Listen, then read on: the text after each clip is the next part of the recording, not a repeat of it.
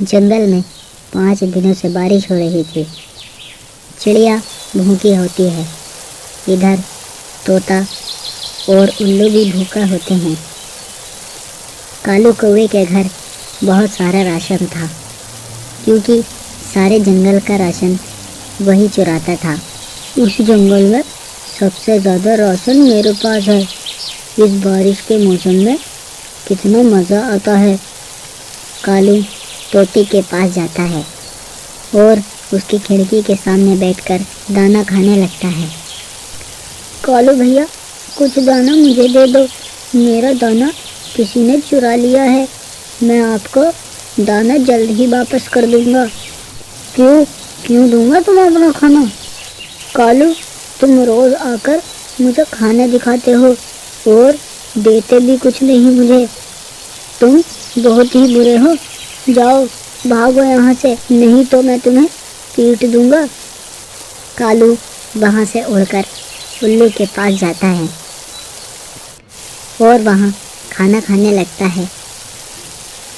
कालू भैया, आप मुझे कुछ खाना दे दो, मुझे बहुत तेज भूख लगी है। गंदी आंखों के उल्लू, मैं तुम्हें दाना क्यों दूं?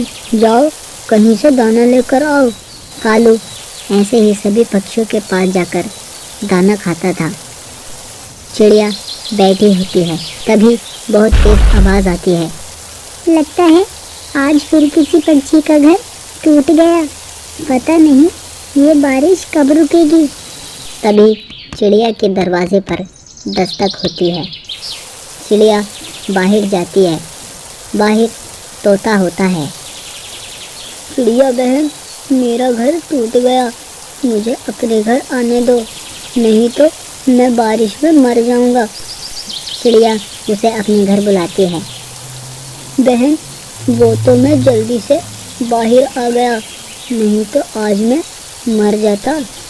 तभी चिड़िया के दरवाजे पर फिर से दस्तक होती है। चिड़िया बाहर जाती है। चिड़िया बहन, मेरा घर तेज हवा की वजह से टूट गया, मुझे अपने घर आने दो। चिड़िया उसे भी घर बुला लेती है।